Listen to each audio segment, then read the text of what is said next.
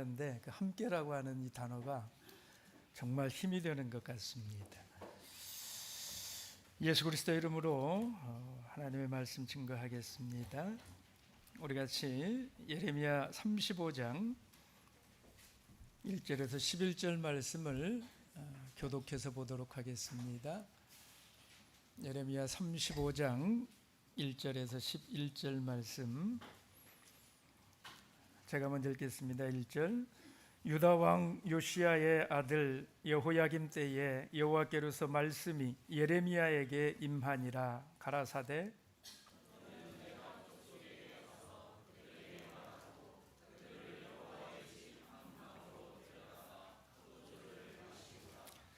이에 내가 하바시나의 손자여 예레미야의 아들인 야이사나와 그 형제와 그 모든 아들과 내가 온 족속을 데리고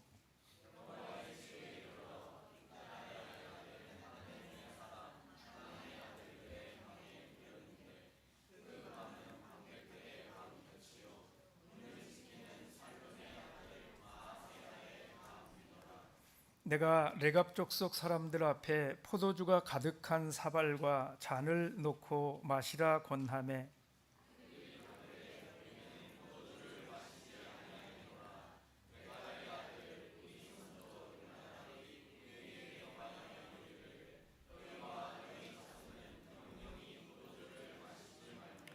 집도 짓지 말며 파종도 하지 말며 포도원도 재배치 말며 두지도 말고 너희 평생에 장막에 거처하라. 그리하면 너희의 우거하는 땅에서 너희 생명이 길리라 하였으므로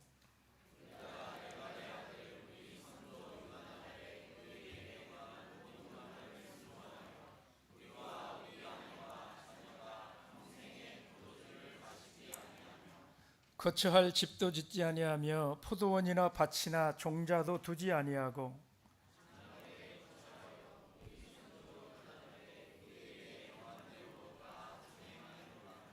그러나 바벨론 왕 느부갓네살이 이 땅에 올라왔을 때에 우리가 말하기를 갈대아인의 군대와 수리아인의 군대가 두려운즉 예루살렘으로 가자 하고 우리가 예루살렘에 거하였노라. 아멘. 여러분 장난기 있는 친구들이요 꼭 술 안 먹겠다고 끊었다고 그러면 그날 저녁에 꼭 이 술자리를 딱 마련을 하면서 일부러 술을 먹이려고 안달을 하지 않습니까? 여러분 그때마다 이 장난꾸러기 친구들이 하는 말이 있어요. 딱 한 잔만 이번에만 다음에는 안 마셔도 돼 뭐 이렇게 꼬드기잖아요. 그래서 이 좀 소심한 사람들은 그 말에 넘어가 버립니다. 뭐 이렇게까지 하는데 안 들어주면 친구들이 떠날 것 같고 그러니까 딱 눈 딱 감고 요번만 한번 한 잔만 마시자. 여러분 이런 분들은 내 시작은 미약하였으나 내 나중은 심히 창대하리라 라는 말씀을 체험하게 될 것입니다. 여러분 그런데 성경이 보니까요 바로 이런 짓궂은 일을 우리 하나님께서 하셨더라 하는 거예요. 여러분 하나님께서 하루는 선지자 예레미야에게 이상한 명령을 내리셨어요. 조상 때부터 성결한 삶을 살기 위해서 포도주를 마시지 않고 살아온 레갑 족속이라고 하는 족속이 있었는데요. 그들을 거룩함의 표상인 성전으로 불러 모으라는 것입니다.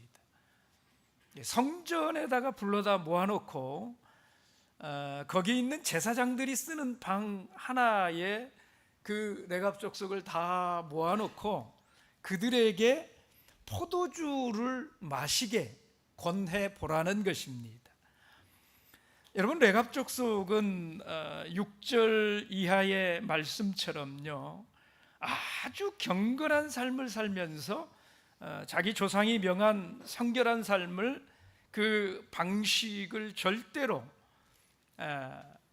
그 조상들의 그 당부를 따라서 포도주라고 하는 것은 입에도 대지 않는 그런 삶을 살아온 사람들이에요. 그리고 이 땅에서는 장막을 치고 나그네처럼 살면서 하늘나라를 바라보면서 살아가는 경건한 사람들인 것이지요. 그런데 오늘 하나님이 어딘지 많이 좀 이상해 보이신다라는 겁니다. 그런 레갑족속을 다 불러서 모아놓고 포도주를 마시게 하라는 거예요. 여러분이 예레미야라고 하면, 여러분이 예레미야라고 할 것 같으면 어쩌시겠습니까? 하나님이 이런 명령 내리시면 여러분 어떻게 하실래요? 참 다 대단해 보입니다. 그런 명령을 하는 하나님도 대단하시고, 또 그런 명령을 또 두말 없이 순종하는 예레미야도 참 대단하고, 또 그렇게 말씀을 지켜온, 조상들의 당부를 지켜온 이 레갑 족속도 정말 대단하고요. 다 대단해 보여요. 여러분, 선지자 예레미야는 하나님의 명령대로 이 레갑 자손을 다 모아놓고요, 큼지막한 사발을 준비를 했습니다. 그리고 거기에 포도주를 가득히 따라서 주면서 먹으라고 그럽니다. 그러나 이 레갑 자손들은요, 모두가 이 포도주 마시기를 단호히 거부했다라는 것이지요. 그런데 바로 그때에 하나님의 말씀이 예레미야에게 나타나서요, 이 레갑 족속을 칭찬을 해 주십니다. 그것이 35장 12절 이하의 말씀 가운데 나오는 것입니다. 이스라엘 백성들이요, 이 레갑 자손들을 잘 보라는 거예요. 이들은 이렇게 자신의 조상들이 명한 신앙의 절개를 굳게 지키는데, 너희는 어찌하여 나 여호와 하나님이 너희에게 명한 그 명령의 말들을 마음에 새기지를 못하고 왜 그렇게 지키지를 못하느냐, 하나님이 탄식을 하십니다. 여러분, 레갑 족속의 조상이 옛날 그 후손들에게 내린 명령, 그 명령이 무엇입니까? 포도주를 마시지 말고, 농사도 짓지 말고, 집도 짓지 말고, 천막에서 거하라는 것입니다. 여러분, 이 명령은 본래 하나님을 위한 열심에서 나온 명령이었어요. 그래서 하나님께서는 그 조상 대대로 이 경건 명령을 고지식하게 지켜오는 이 레갑 자손을 많은 이스라엘 백성들 앞에서 칭찬해 주시면서 오히려 하나님의 말씀을 어기기를 식은 죽 먹듯이 그렇게 가볍게 여기는 이 이스라엘 백성들에게 경고를 하면서 오늘 예레미야 선지자를 통해서 그 시대의 사람들을 책망하고 있다 하는 것입니다. 여러분, 이 사건은 오늘을 사는 우리들에게 큰 교훈이 됩니다. 여러분, 사람들은 우리 예수 믿는 그리스도인들이 너무 고지식하다, 이런 말을 자주 하지 않습니까? 사람들이 너무 융통성이 없다 하는 것입니다. 여러분, 이런 말씀 들을 때에, 사람들에게 참 고지식하다 이런 말 들을 때에 여러분 어떤 생각들을 하십니까? 근데 이게 세상에서 하는 건 그래도 그럴 수 있는 거잖아요. 이게요, 교회 안에서도 그런 소리를 하시는 분들이 있더라라는 게 문제입니다. 여러분, 교회 안에서까지 어떤 사람들은요, 그리스도인들이 좀 더 신앙생활에 융통성을 줘야 된다, 교회 문턱을 좀 낮춰야 된다, 그래야 다른 사람들이 많이 교회에 나올 수 있지 않겠느냐. 여러분, 이런 말에 대해서 어떻게 생각을 하십니까? 안식일 문제를 예를 들어보면은요, 여러분 1년 52주 한 주도 안식일을 빠져서는 안 됩니다. 여러분 이 말이 수긍이 가십니까? 1년 52주 한 주라도 안식일을 범해서는 안 됩니다. 여러분 이 말이 수긍이 가세요? 아이고 너무 고지식합니다 라고 생각되시는 이런 분들 계시다면 조용히 손 한번 들어보시길 바랍니다. 그건 너무하잖아요 목사님. 그래도 때때로 무슨 사정이 생기면 안식일 예배라도 좀 빠질 수 있는 것이고, 때때로 우리가 직장 생활 하다 보면 술도 한 잔 마실 수 있는 것이지, 세상 사람들하고 사귈 수도 있는 것이고, 같이 어우러져서 그렇게 살아가는 것이 인생인 것이지, 너무 교회에서 그렇게 고지식하게 융통성 없이 말하지 말라 이런 말을 하지요. 여러분 사실 이해하는 측면에서 보면 그렇게 살라고 하고 싶어요. 저도 뭐 그런 그 형편을 충분히 이해하지 않습니까? 그래서 그 속에 들어가서 보면, 이해를 한다라는 차원에서 보면 그러시지요. 어떻게 우리가 흠 없이 점 없이 그렇게 한 점 흠 없이 살아갈 수가 있겠습니까? 그럼요. 그런데 문제는요, 성경은 적당히 그렇게 융통성 있게 적당히 신앙생활하는 이런 사람들의 그 신앙을 성경이 인정해 주지를 않는다는 거예요. 성경이 좀 그런 걸 인정해 주는 이런 측면이 좀 있으면 저도 그걸 그렇게 해드리고 싶은데, 그렇게 말씀이라도 좀 해드리고 싶은데, 성경이 그런 것을 전혀 용납하지 않는다라는 게 문제라는 것입니다.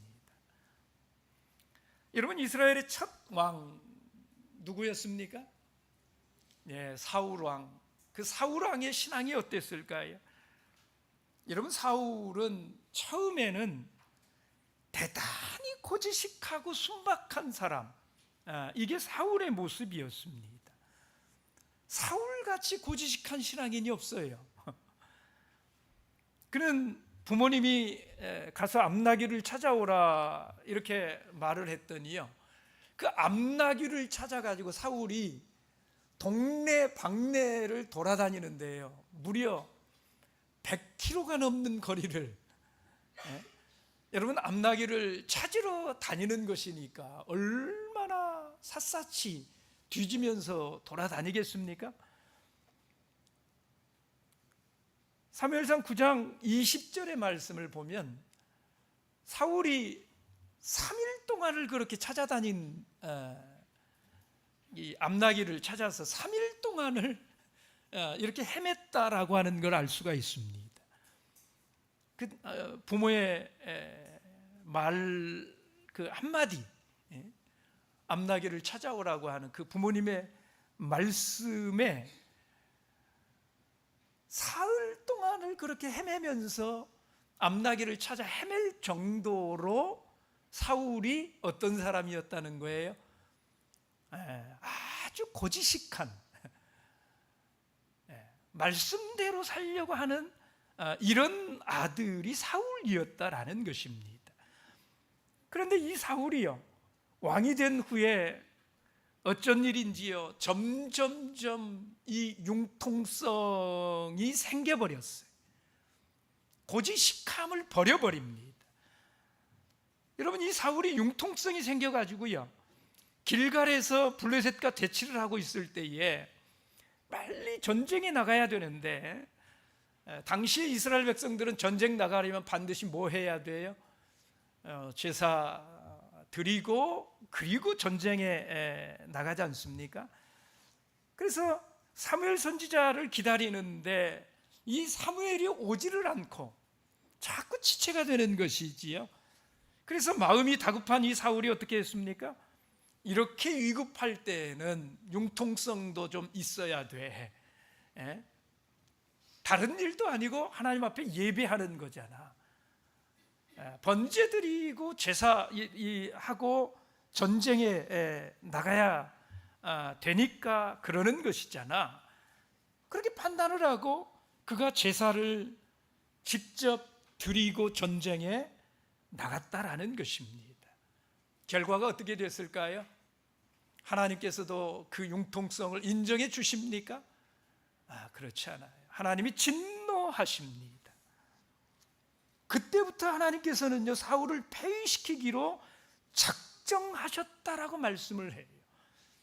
사무엘상 13장 13절 14절에 있는 말씀입니다. 사무엘상 15장에도 보면 여러분, 사울이 아말렉과 전쟁을 하는데요, 하나님이 이렇게 말씀하셨잖아요. 아말렉을 쳐서 그들의 모든 소유를 남기지 말고 진멸시켜라, 이렇게 말씀했어요. 진멸하라는 것은 하나도 남기지 말라는 거예요. 여러분, 하나님의 말씀은요, 곧대로 지켜질 때 능력이 되는 것입니다. 하나님의 말씀에 대해서는 우리가 융통성을 부려서는 안 돼요. 그런데 이 사울은 아말렉과 싸워서 이겼을 때에 사람과 짐승을 다 진멸시키라고 하는 그 하나님의 명령을 받았음에도 불구하고요, 융통성을 발휘해 가지고 보기에 좋은 것들은 다 남기고 가치 없고 이 낮은 것들만 진멸을 시키지 않습니까? 여러분, 이 융통성 많은 사울에게 하나님이 하신 말씀을 보십시오. 사무엘상 15장의 말씀을 봅니다. 사무엘상 15장 11절의 말씀,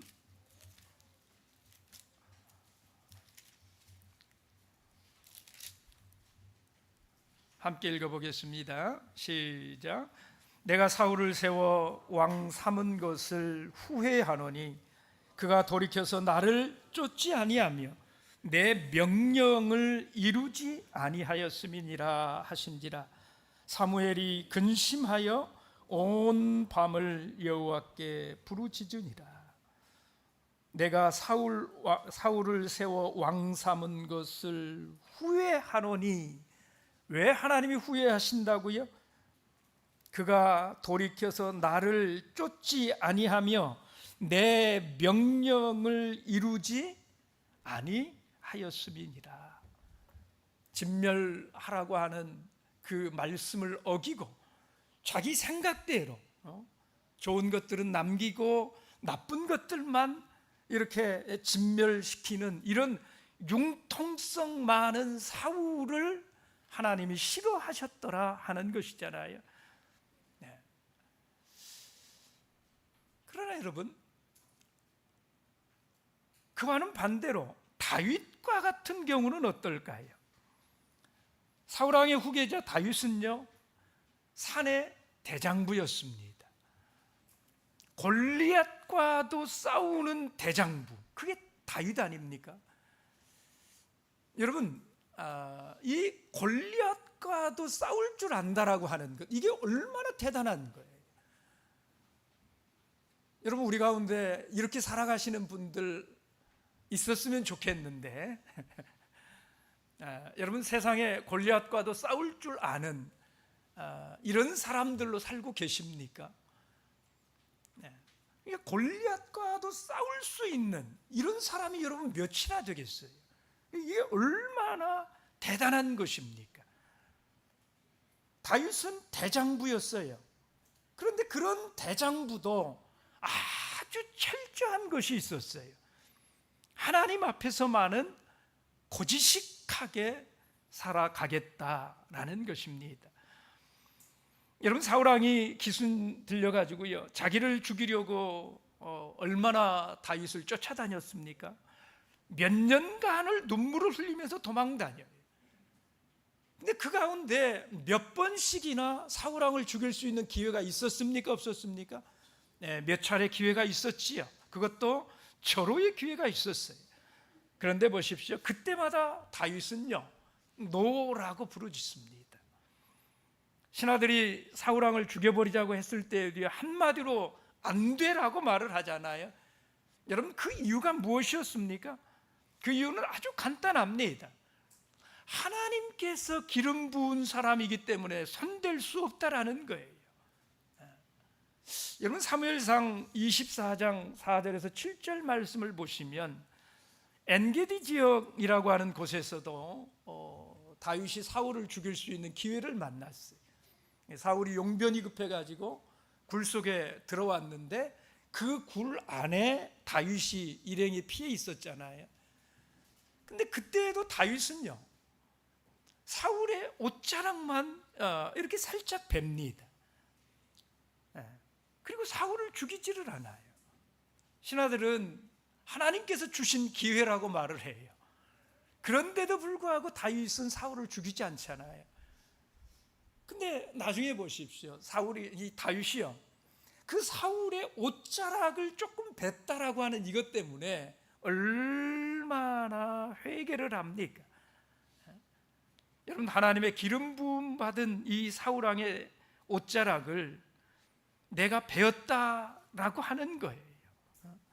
그것조차도 잘못했다고 통회하면서 하나님 앞에 회개하고 자복하는 사람이 다윗이더라 하는 것입니다.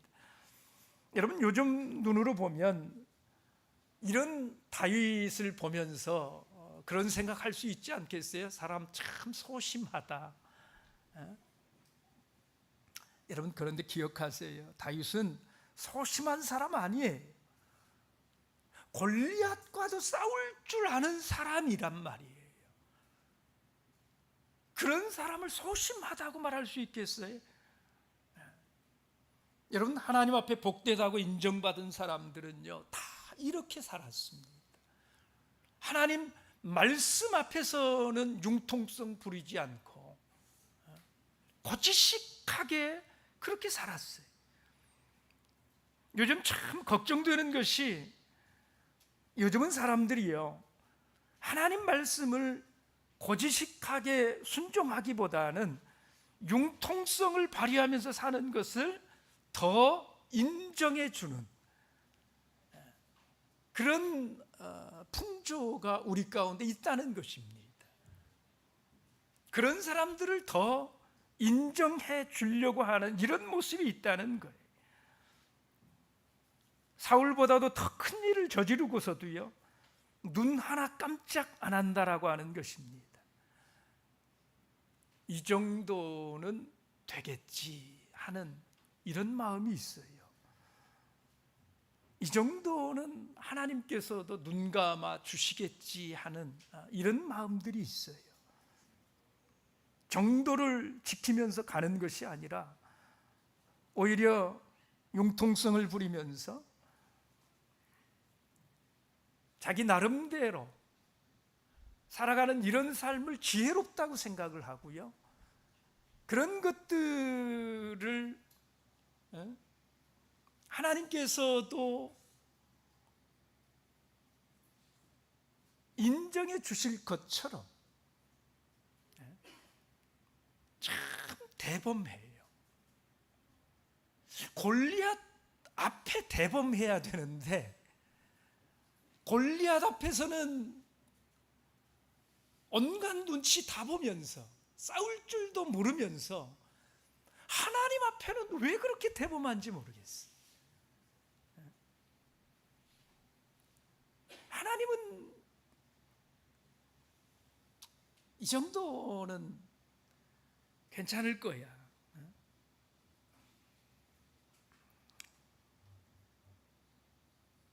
자기가 마치 큰 믿음의 사람인 것처럼 그걸 믿음처럼 생각을 해요. 그러나 여러분, 절대 아닙니다. 하나님께서는 그러신 분이 아니에요. 이까짓 것쯤이야 하면서 하나님께 대해서 대범하게 사는 이런 사람들 하나님이요, 기뻐하시지 않습니다. 하나님 기뻐하시지 않아요. 여러분, 나이 26세에 유다의 왕이 된 우시야라고 하는 왕이 있었습니다.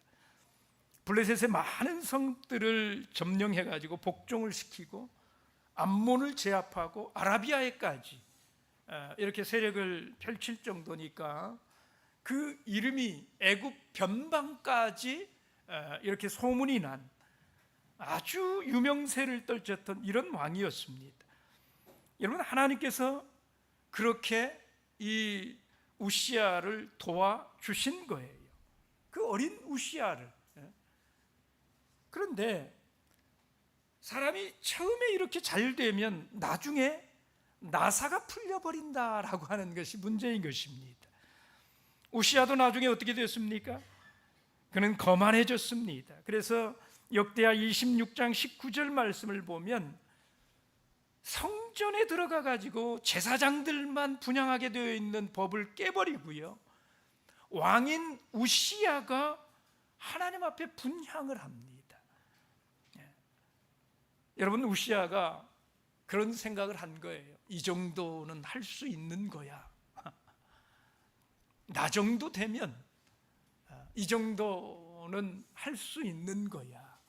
우시야가 그런 생각을 한 것이지요. 결과가 어떻게 되었습니까?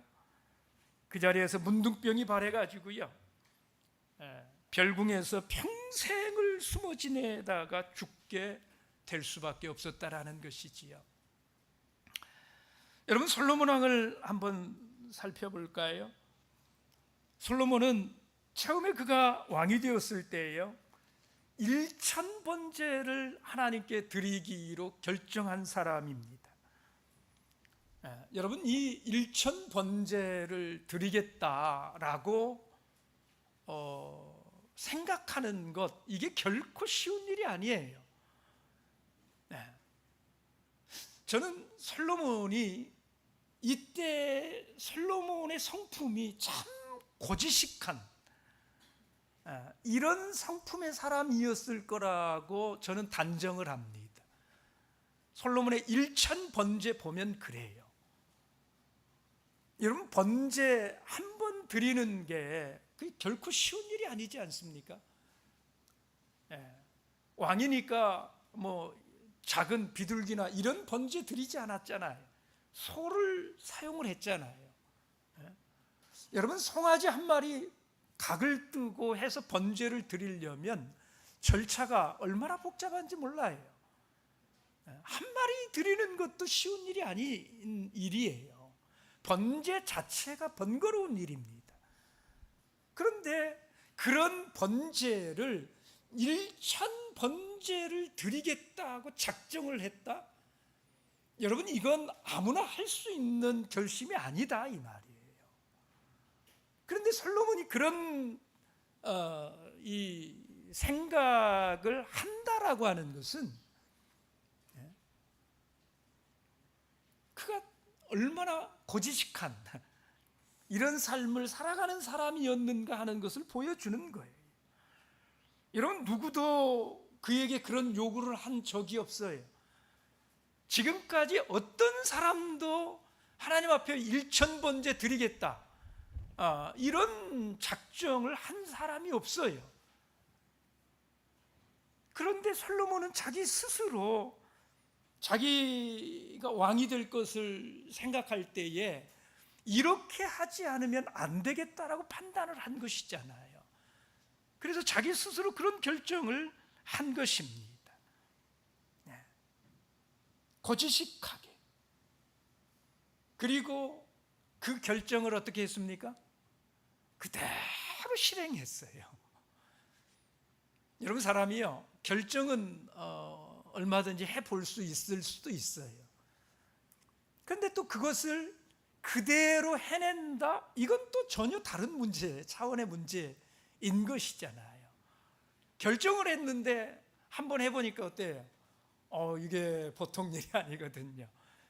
그래서 한 1000마리 정도 드렸을 때에, 물론 솔로몬이 직접 하지는 않아요.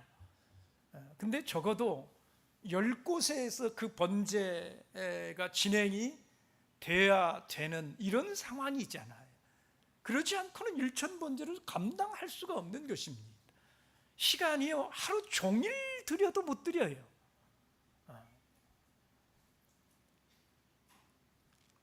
그러니까 어느 정도 하다가 야, 한 500번 했으니까 이 정도면 괜찮을 거야, 뭐 할 수도 있는 이런 문제이잖아요. 그런데 그렇지 않았다는 거예요. 끝까지 그걸 1000번제를 다 드립니다. 여러분, 정말 솔로몬이 고지식한 이런 신앙인이 아니었습니까? 여러분, 하나님이 그렇게 사는 이 솔로몬을요, 얼마나 기뻐하셨는지 모른다 이 말이에요. 너무너무 마음에 쏙 들었어요. 그래서 그 밤에 하나님이 꿈에 음성을 들려주신 거예요. 솔로몬아, 솔로몬아, 내가 너에게 무엇을 줄꼬? 솔로몬아, 솔로몬아, 내가 너에게 무엇을 줄꼬 하시는 그 하나님의, 여러분, 그 마음을 한번 생각을 해보세요. 하나님이 그때 이 솔로몬을 얼마나 흡족하게 여기시는지. 여러분, 그때 솔로몬이 더 하나님 앞에 철저했으면 좋았을 것인데 말입니다. 이제 나라가 평안하고 모든 게 잘 되니까요, 나사가 풀려버렸어요. 그토록 철저하게 고지식하게 하나님 섬기던 이런 신앙인이 나사가 풀려가지고 나중에는요, 그 고지식하게 살던 하나님 섬기던 이런 것들은 다 어디가 버리고 첩이 700에 빈장이 300에 아내를 1000명의 아내를 거느리고 그 아내들이 섬기는 그 이방의 우상을 전부 예루살렘에 들여와가지고 예루살렘 온 천지를 우상 천지로 만들어 놓아버리는, 여러분, 이게 얼마나 안타까운 일입니까? 철저하게 끝까지 고지식하게 나갔으면 좋았을 텐데 말입니다. 여러분, 성경에 이 고집스러운 믿음 때문에 축복받은 사람들을 꼭 기억하시길 바랍니다. 요셉, 다니엘, 또 다니엘과 그 세 친구들 얼마나 고지식해요. 다니엘은 참 으뜸입니다. 느부갓네살 왕이 두라 평지에 황금 우상을 세우고요, 이것에게 절하고 또 누구든지 느부갓네살 외에 다른 신들에게 기도하는 사람은 다 풀무불에 집어넣어 버리겠다. 여러분, 이런 소식을 들었음에도 불구하고, 법령이 공포되었음에도 불구하고 다니엘은 정말 우직하잖아요. 여러분, 다니엘서 6장 1절의 말씀을 보십시오. 다리오 왕 시대에요, 이 다니엘을 다리오 왕이 너무 귀하게 봐가지고 총리로 이렇게 세우지 않습니까? 근데 그렇게 이 다니엘이 총리가 되니까 그 다니엘을 시기하는 사람들이 얼마나 많은지 몰라요. 근데 이 다니엘을 시기하는 이 사람들이요, 다니엘을 어떻게 이길 방법이 없는 거예요. 그래서 그들이 다니엘을 관찰한 결과 내린 결론이 무엇입니까? 여러분, 다니엘서 6장 5절 말씀을 보십시오. 5절, 다니엘서 6장 5절 함께 읽어보겠습니다. 시작. 그 사람들이 가로되 이 다니엘은 그 하나님의 율법에 대하여 그 틈을 얻지 못하면 그를 고소할 수 없으리라 하고.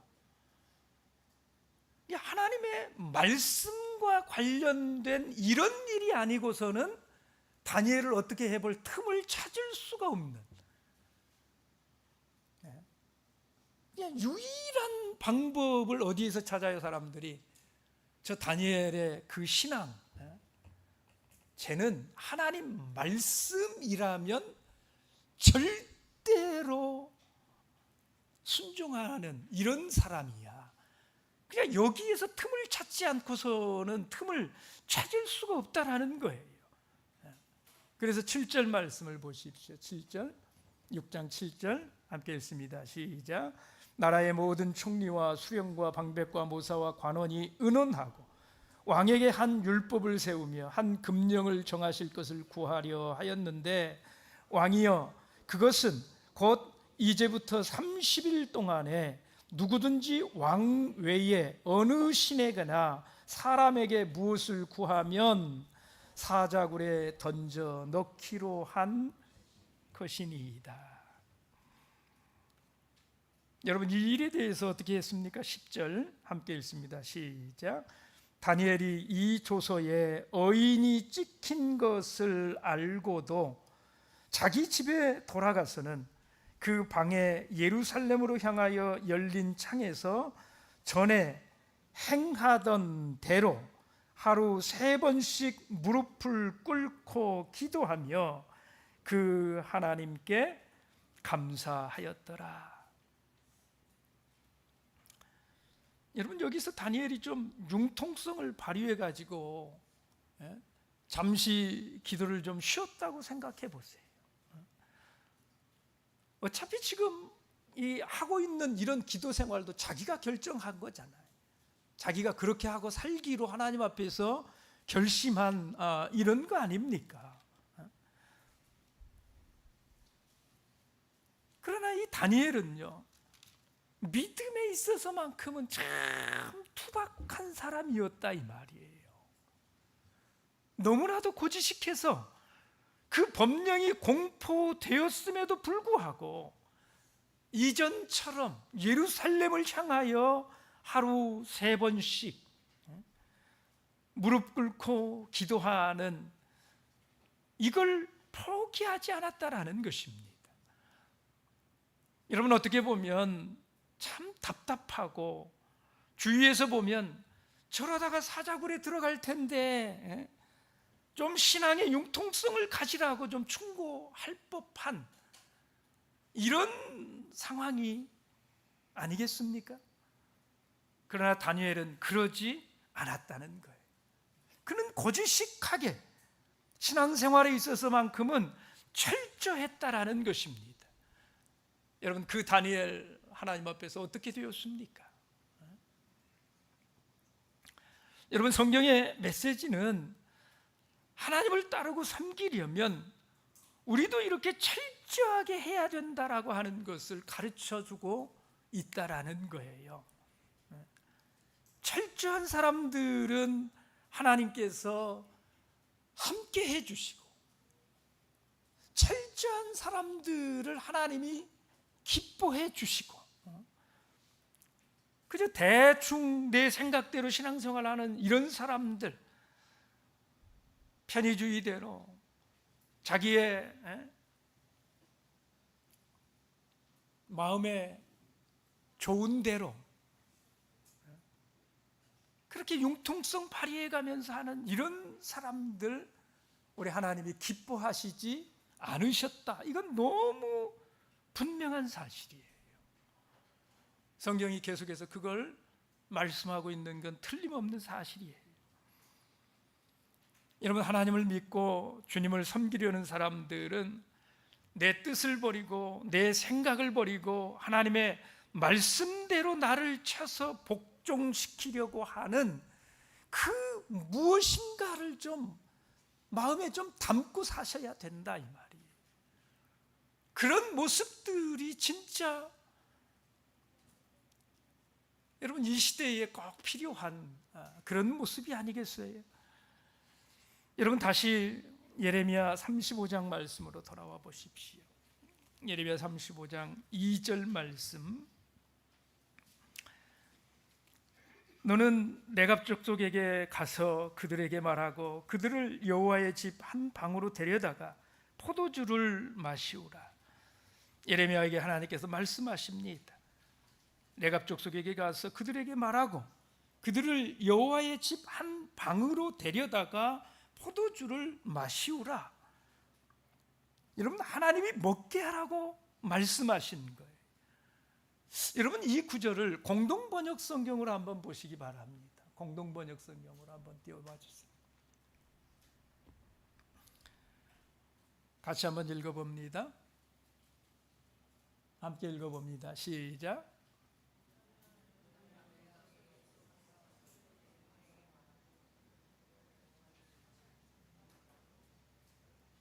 공동번역 성경이에요.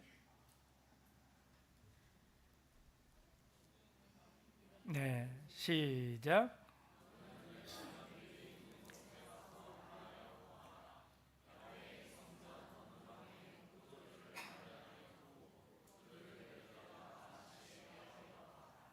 네, 하나님의 말씀이 뭡니까? 마시우라라는 게 아니에요. 말하여 보아라. 마시게 하여 보아라. 그랬더니 레갑 자손이 뭐라고 그랬어요? 6절 말씀 35장 6절 같이 읽어봅니다. 시작. 그들이 가로되 우리는 포도주를 마시지 아니하겠노라. 레갑의 아들 우리 선조 요나단이 우리에게 명하여 이르기를 너희와 너희 자손은 영영이 포도주를 마시지 말며 7절 집도 짓지 말며 파종도 하지 말며 포도원도 재배치 말며 두지도 말고 너희 평생의 장막에 거처하라. 그리하면 너희의 우구하는 땅에서 너희 생명이 길리라 하였으므로. 여러분, 이 6절 7절에 이 레갑 자손의 이 답변이 이해가 되십니까? 레갑의 그 요나답의 이 명령이 여러분 이해가 되십니까? 포도주 안 마시는 것은 좀 이해가 가는데요, 농사도 짓지 말라는 거예요. 파종도 하지 말라는 거예요. 나아가서는 집도 짓지 말라는 거예요. 그리고 천막에 거주하라는 거예요. 여러분, 이 레갑의 아들 요나답이 왜 이런 명령을 했을까요? 왜 이런 명령을 요나답은 한 것일까요? 이게 여러분, 요나답 그 예레미야 이 35장의 이 시간은 그 요나답이 명령을 준 지가 260년 전의 일이에요. 그러니까 260년 전에 그들의 조상 레갑 족속 요나답이 그 후손들에게 준 명령을, 그것도 이런 정말 이상한 명령을 저들이 260년 동안을 지켜오고 있고 여전히 오늘도 그걸 붙들고 있다라는 거잖아요. 왜 요나답은 이런 명령을 준 것일까요? 우리가 이걸 유추해 볼 수 있는 구절이 있어요. 열왕기하 10장 15절의 말씀이에요. 열왕기하 10장 15절 이하의 말씀인데요, 여러분, 예후라고 하는 사람과 이 레갑의 아들 요나답이 손을 잡는 이런 모습이에요. 하나님께서 북이스라엘의 아합이라고 하는 왕을 쳐서 예후에게 나라를 주겠다, 이런 그 약속을 받고 예후가 요나답의 도움을 이렇게 요청하는 이런 상황이에요. 왜냐하면 요나답이라고 하는 사람이 굉장히 백성들에게 신망을 받는 이런 삶을 살아왔던 사람이었던 것 같아요.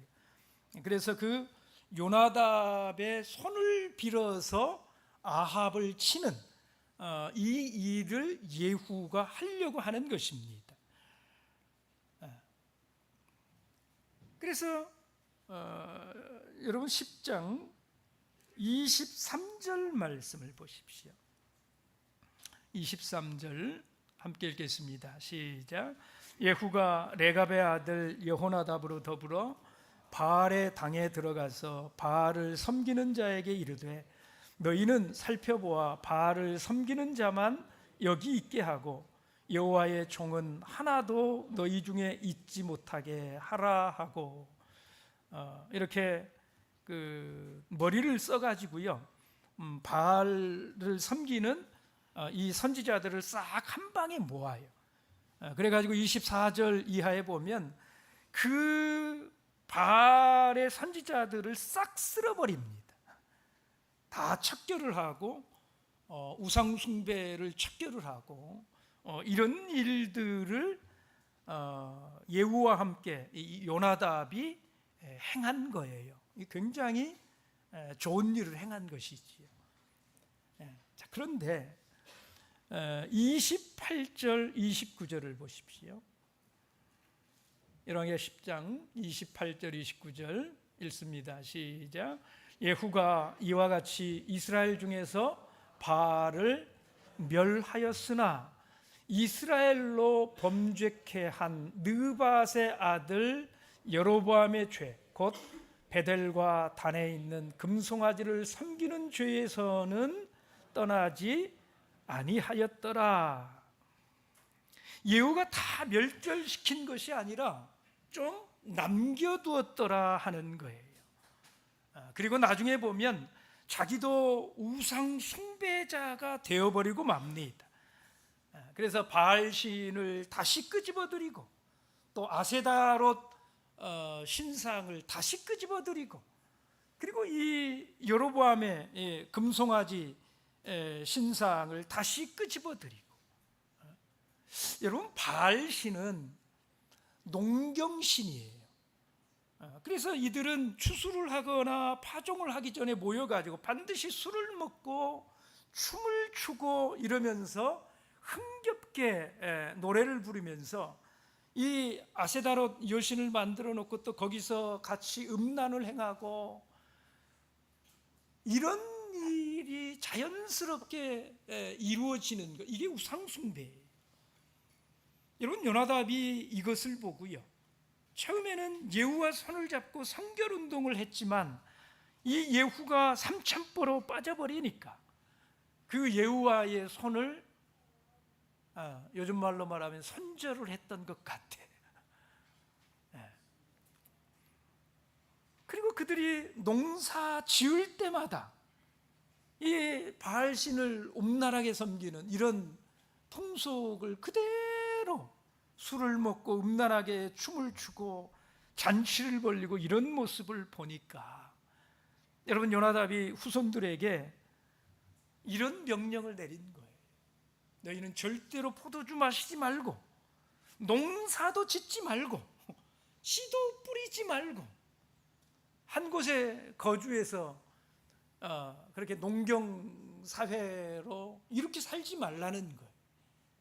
떠돌이 생활을 하더라도 바알을 떠난 이런 삶을 살기를 바래서, 그래서 농사를 못 짓게 명령을 내린 것이다, 이 말이에요. 여러분, 이런 조금은 좀 이상한 이런 명령은 다 어디에서 비롯된 것이냐? 요나답이 자기 후손들로 하여금 하나님을 위한 그 신앙을 버리지 않게 하려고 하는 그 하나님을 위한 그 신앙에서 비롯된 명령이었다라는 것입니다. 여러분, 이 후손들이 요나답의 이 놀라운 신앙의 명령을 잘 받아가지고 지금까지 받아서 경건하게 이 세상의 더러움으로부터 자기들을 지켜가고 있는 상황이 예레미야 35장의 상황이다, 이런 말이에요. 근데 그렇게 자기들의 신앙을 잘 지켜가고 있는데 하나님께서 오늘 이스라엘 백성들을 멸망시키는 가운데 이 신앙이 그렇게 좋아 보일 수가 없더라, 이 말이에요.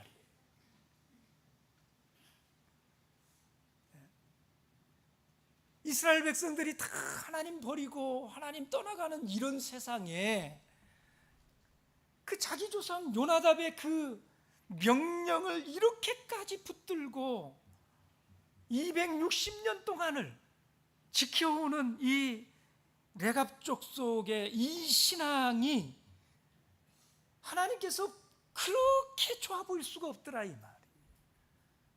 그래서 예레미야에게 이런 명령을 하신 거예요. 여러분 다시 한번 보십시오. 예레미야 35장 14절을 보세요. 함께 읽어봅니다. 시작. 레갑의 아들 요나답이 그 자손에게 포도주를 마시지 말라 한 그 명령은 실행되도다. 그들은 그 선조의 명령을 순종하여 오늘까지 마시지 아니하거늘 내가 너희에게 말하고 부지런히 말하여도 너희는 나를 듣지 아니하도다. 16절 읽습니다. 시작. 레갑의 아들 요나답의 자손은 그 선조가 그들에게 명한 그 명령을 준행하나 이 백성은 나를 듣지 아니하도다. 18절 읽습니다. 시작. 예레미야가 레갑 족속에게 이르되 만군의 여호와 이스라엘의 하나님이 이같이 말씀하시기를 너희가 너희 선조 요나답의 명령을 준종하여 그 모든 훈계를 지키며 그가 너희에게 명한 것을 행하였도다. 19절. 그러므로 나 만군의 여호와 이스라엘의 하나님이 이같이 말하노라. 레갑의 아들 요나답에게서 내 앞에 설 사람이 영영이 끊어지지 아니하리라. 여러분, 이 레갑의 자손들은 그래서 농사도 짓지를 못합니다. 그래서 목축을 하면서 살았어요. 아마도 가난하게 살았을 거예요. 그 당시에 목축업 유목민은 가장 이 하류 계층에 속하는 이런 취급을 당하는 사람들 아닙니까? 여러분, 사실 우리가 이 세상에서 살려면 똑같이 보조를 안 맞추고 살아가기 정말 쉽지 않다라는 거 압니다. 그들과 보조 맞추지 않고 직장 생활 한다라고 하는 것이 그게 얼마나 어려운 일인지 알아요. 그것 때문에 우리가 이 세상에 녹록치 못하게, 때로는 가난하게, 때로는 멸시를 당하면서, 때로는 조롱을 당하면서 여러분 그렇게 살아갈 수도 있을 거예요. 그러나 여러분, 신앙을 지키려면 때로는 이 직장에서 이런 어려움도 감수를 해야지만 신앙의 절개를 지킬 수 있는 것도 사실입니다. 우리가 지금 살아가는 이 세상에서는 더 그렇습니다. 술자리에 좀 빠져야 되는데 그러면 괜히 따돌림 받아서 승진하는데도 좀 지장을 초래해. 너무나도 어렵습니다. 여기서 곰곰이 생각을 하다가 하나님도 이해하실 거야. 우리도 먹고 살아야 되지 뭐. 어떻게든지 이 땅에서 살려면 할 수 없지 뭐. 그렇게 판단을 하고 우리가 해서는 안 되는 이런 선택들을 해 나가고 있지 않습니까? 그러나 여러분, 레갑 자손 그러지 않았다는 거예요. 농사를 짓지 못할지언정 정결하게 사는 삶을 포기하지 않습니다. 그랬더니 하나님께서 책임져 주신다 이 말. 그랬더니 하나님이 말씀하시더라 이 말이에요. 내 앞에서 설 사람이 영영이 끊어지지 아니하리라. 이건 요나답이 이 명령을 세우면서 자손들에게 했던 축복의 말이에요. 근데 하나님이 그 요나답의 말을 그대로 받으셔가지고 그대로 내 앞에서 설 사람이 영영이 끊어지지 아니하리라. 사랑하는 성도 여러분, 오늘 이 레갑 족속의 경건을 좋아라고 이렇게 마음 흐뭇하게 그 이스라엘의 그 패역함 속에서 너무나도 간절하게 이 레갑 족속을 좀 봐달라고 말씀하시는 이 하나님의 이 간절함, 그 마음을 여러분 좀 느끼십니까? 여러분 히브리 12장 4절에 그렇게 말씀했어요. 너희가 죄와 싸우되 아직 피 흘리기까지는 싸우지 않는다. 피 흘리기까지 싸우기를 원하시는 것이 하나님의 마음이라는 것이잖아요. 오늘 저와 여러분 좀 더 철저하게 이 레갑 족속처럼 더 나은 신앙을 사모할 수 있는 그런 귀한 믿음이 있었으면 좋겠습니다. 여러분 신앙에 관해서만큼은 좀 고지식한 이런 삶의 결심이 좀 필요하다라는 것입니다. 특히 이 세대 속에서 우리가 참여수 교인으로 살려면 반드시 그래야만 해요. 여러분 민수기 23장 9절에 하나님께서 당신의 백성들을 가리켜서 이렇게 말했잖아요. 이 백성은 홀로 처할 백성이라. 세상에 물들지 않고 따로 거할 하나님은요, 내가 그들을 열방 중에 하나로 여기지 않을 것이라고 말씀해요. 열방의 모든 민족들 중에 하나가 아니라는 거예요. 저들은 특별한 내 백성이라는 거예요.